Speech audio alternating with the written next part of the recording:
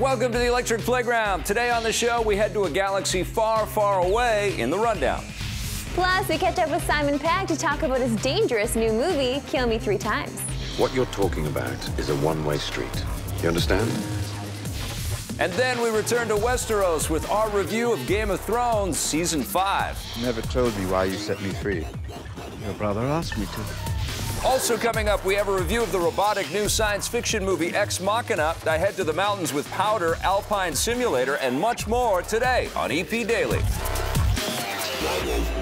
Brought to you by EB Games. I'm your host, Victor Lucas, bringing you the latest in everything cool every single day, and I've switched off my targeting computer because all I need is the Force and the Rundown. Disney is bringing back the classic Star Wars movies. Well, sort of. Starting today, all the films in the Star Wars saga are available to buy as a digital download for the first time. Fans will be able to get them all together or individually if you only want the good ones and want to skip the prequels. They all come with new bonus content like documentaries and deleted scenes, and buying them once will let you watch them on multiple devices. There's a bit of a disturbance in the Force, though. These, unfortunately, aren't the original cuts of the classic Star Wars films. They're the special edition versions, which include distracting CGI creatures, unnecessary extra scenes, and moments that are downright stupid, like Greedo shooting first. There are rumors that Disney is working on HD versions of the unaltered Star Wars films, but there's no official word on when those might arrive. In the meantime, the all-new movie, The Force Awakens, rolls into theaters this December. One of the biggest new games in Japan is finally heading west. Nintendo has announced that the popular 3DS RPG Yokai Watch will land in North America, Europe, Australia, and other Western territories this year. The game focuses on a young boy with the ability to befriend mischievous creatures called yokai and then summon them to battle other creatures.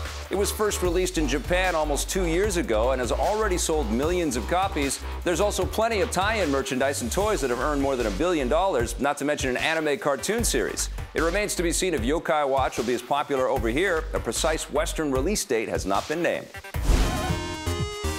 Watches are all the rage these days, and here just in time to talk about Yokai Watches, my pal Marissa Roberto. Are you excited? It's another cutesy RPG, collect them all type game from Nintendo. No, I already have enough of those. Okay. This is, there might be amiibo attached Pokemon. to this. No, I have my Pokemon and that's it. I don't know what the obsession is with catching cute animals and then using those cute animals to fight other cute animals. Although these animals don't seem as cute as Pokemon. I like the look of this game. I like all of the animated backgrounds. Level 5 has a great, rich history of making cool RPGs. They brought us Ni no Kuni. Yes. They brought us the Professor Layton games. I'm excited. I think this is going to be a fun series. I mean, they're going to sell. Obviously, they've already been selling. So, and then to tie it in with anime, they're going to sell. It's not my thing. Yeah. Pokemon is my thing. I don't like when people try to take things that are mine. I feel like this is borrowing too much from Pokemon. Okay, well, we'll see. We'll see. Nintendo's got a pretty good track record with introducing some of these new action and sort of light RPG type elements out there. Okay, who am I kidding? I'm going to play this game and probably love it. Well, we're going to have to review it when it comes over. And another big thing that's happening right now, of course, is Star Wars is hitting every device known to man for the umpteenth time, and it's been a long time since we got any news about Star Wars going digital. It's okay, right. Don't you want to collect these things though? You're a collector. I have them all on Blu-ray, and I have them all. I just put my DVDs away. Actually, I have them in multiple formats, and it's surreal. I was putting my DVDs back on shelves yesterday, and then I get this. Oh, I can buy Star Wars again. That's amazing. And you're going to. I probably will, because I'd like it on my phone. I have all the indie movies on my phone. But Greedo shoots first. Oh, that's true. So yes, yeah, that's true. That's a very big problem. Do you buy these or do you wait for the original? Well, there's still some cool stuff in there. There's some silly stuff for sure, and there's some things that are, you know, especially more offensive when you watch them now with the distance, since they did all of these special edition sort of CG upgrades. Sure. But there is still some fun stuff to see in all of these movies, and the core of the films are still the same. The core, yes. I'm trying to talk myself into this. You are. Yes, I am. I feel it. It's happening. He's gonna buy it anyway. I know. I feel like I'm going to wait.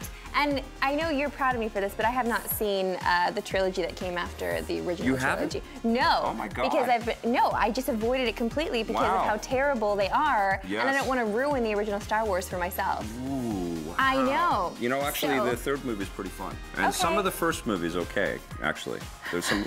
Wait, our producer is shaking his head. No, Victor Lucas is wrong. We'll have to sit down and have a Star Wars day, and we're going to have to review Star Wars Rebels, which I'm watching right now. I'm watching it too? Yes. Okay, good. We're going to talk about that soon. Right now, we have to go to a story on Kill Me 3 times. I'm listening. How does 50 grand sound? Like a dirty job. And I'm still listening. I want you to kill my wife. Kill Me 3 times exists in a movie world. It's a fantasy environment. It's a story that takes place in a generic surf town. So what was great about that landscape is that it was kind of timeless and visually perfect for the very specific story we're telling, which is about 6 people doing bad stuff to each other. You're reacting badly to some bad news. Just take some time. My mind is clear. It's a popcorn movie with a lot of laughs and dark humor and then like drama and actions. So there's just so much going on. Lots of different marriages and affairs.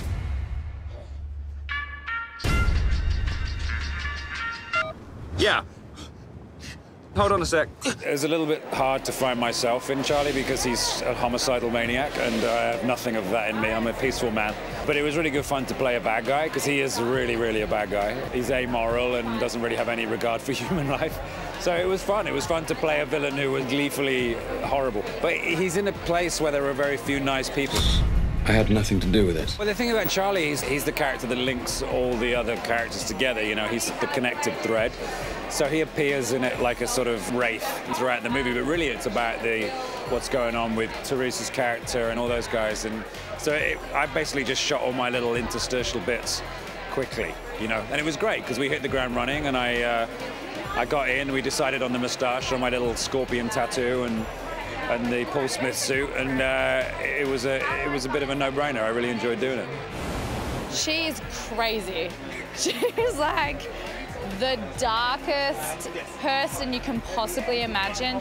She's about 4 notes, which is like bitter, angry, annoyed, and then just super mean. So I was always like one of those 4 things, which was really interesting because it was at a period in my life where I was pregnant.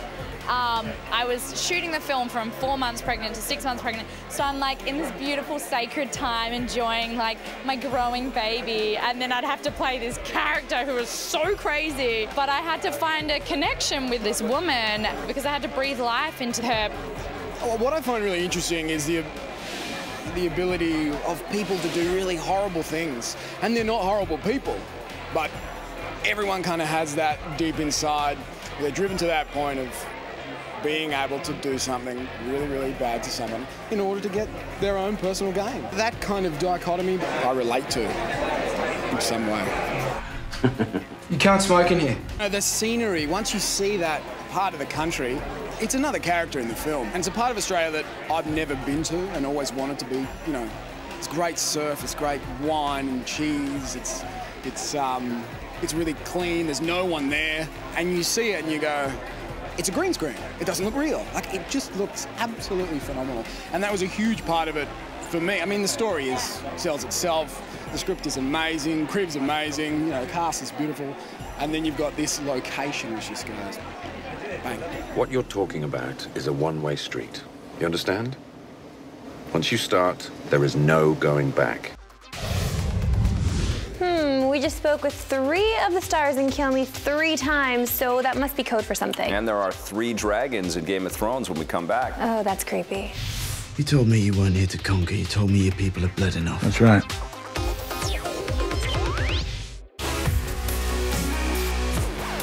Welcome back to EP Daily. Game of Thrones Season 5 is about to make its debut, and we've already seen the first 4 episodes. We could bring you our review, but don't worry, we won't give away any spoilers.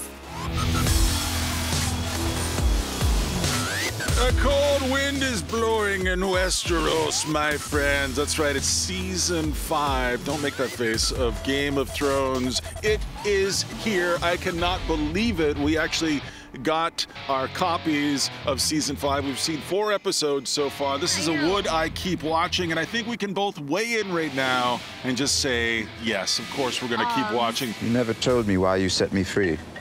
Your brother asked me to. Would have said no.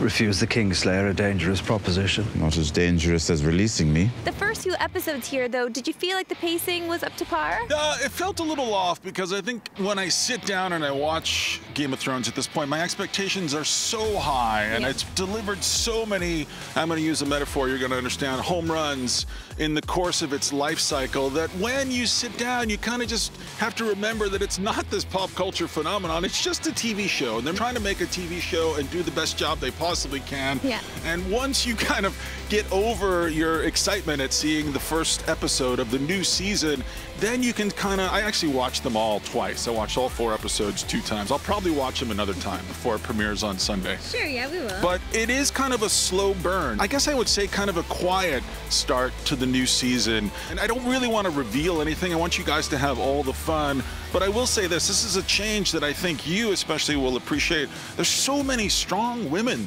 this season. I mean, it seems like that's a big story. That's the direction the whole show's going in. Sure, I'm not really sure if that's a change. I've always felt like Game of Thrones have had, they've had amazing women, amazing roles for women, and now there seems even more so. Yes, for sure. We're always getting introduced to new characters. I don't want to spoil too much here, of course. I feel like we really have to dance around these spoilers. We have to dance. But there's not a lot that happens in the first few episodes. There is some death, of course, like you would expect in Game of Thrones, but I think what I'm most surprised about is how sorry I feel for Cersei.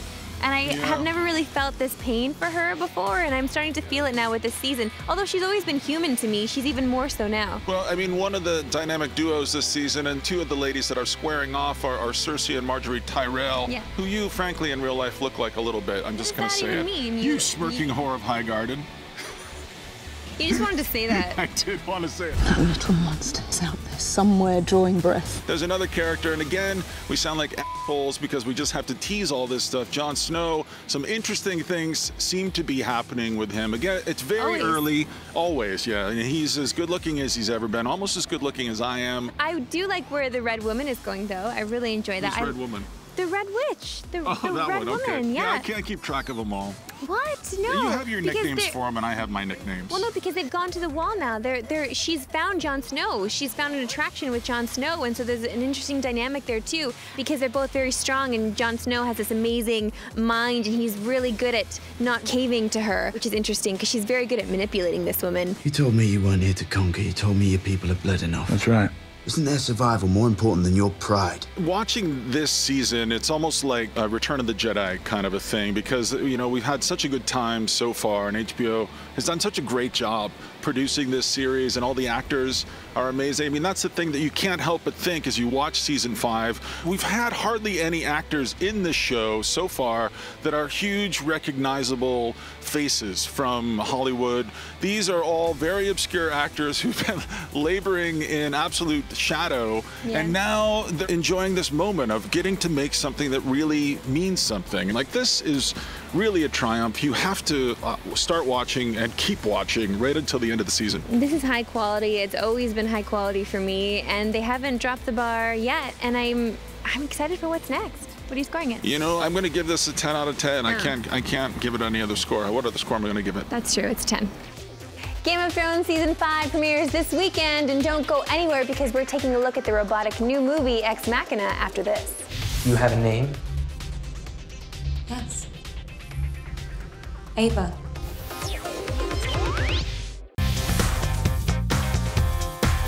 EP's mobile coverage is brought to you by GameLoft, makers of Dragon Mania Legends, which you can play for free right now.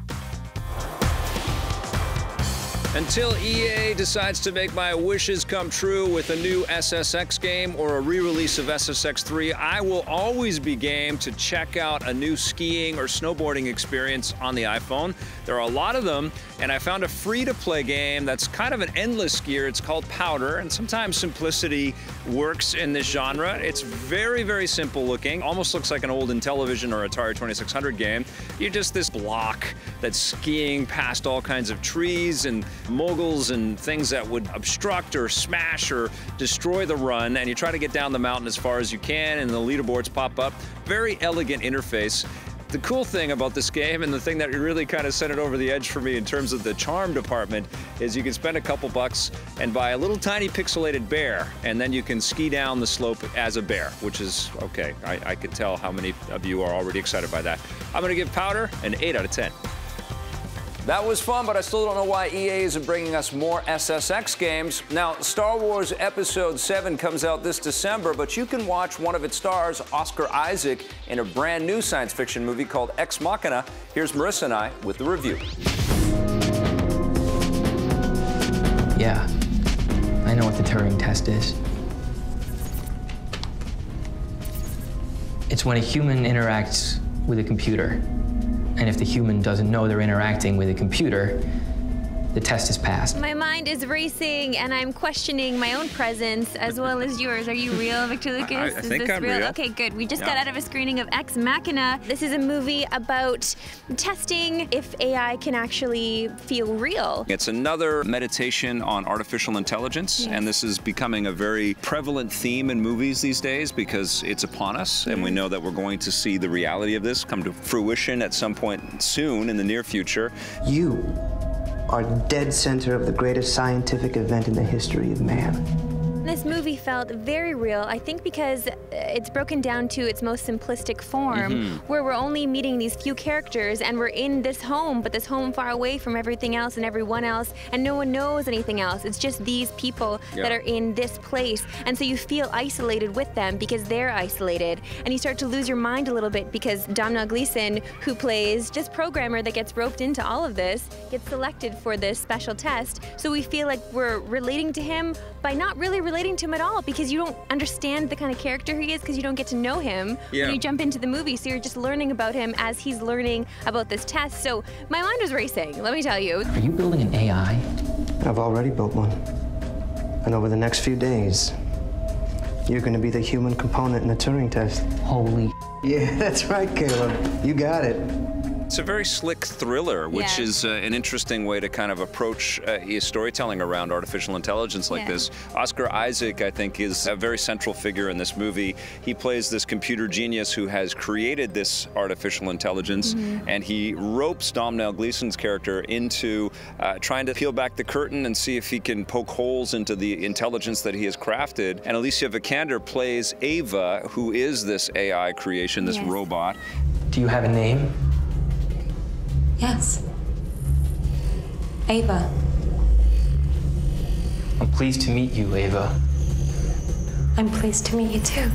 Very psychologically kind of tense. Yes. It's very effective. Very effective because you think you're down one road and the road completely switches and then it switches again and then again. You're always on the edge of your seat. You're always questioning what's happening. Yep. But it's one of those movies that even though you know the outcome, you can watch again because I feel like if I go see this movie again, it would still intrigue me the way it did the first time. And there's real questions of, am I real? Am I a creation? Have I been programmed? Right. And, you know, who is this puppet master and how much does he know about me? And it's incredibly dense and articulated so well, and I think a really big reason why this movie succeeds so well is Oscar Isaac is so eminently human and so fallible and colorful and weird and disturbing, and he's disturbing and you want to be his friend but you want to hate him. How do you feel?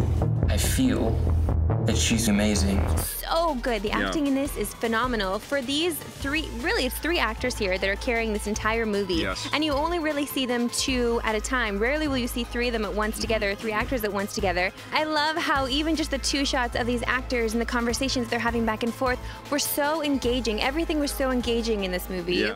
Nathan, he isn't your friend. I'm wrong. Wrong about what? Everything. You feel like you're inside this prison, you're trapped with them, but you enjoy the imprisonment. And this is his first foray into directing. Yeah, he did a great job. Fantastic job, fantastically written as well. Incredible film. Gets a 9 from me. How about Gets a 9 from me as well. Has there ever been a movie about a robot that doesn't want to be human? I'm gonna think about that. When we come back, we've got the Twitter question of the day. If you want more EP, go to our website, epn.tv, for bonus content and full episodes. We're also on Facebook and Twitter.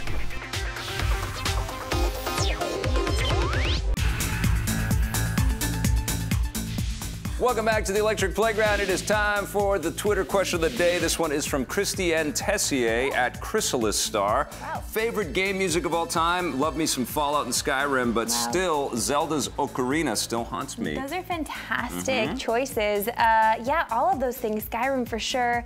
I love...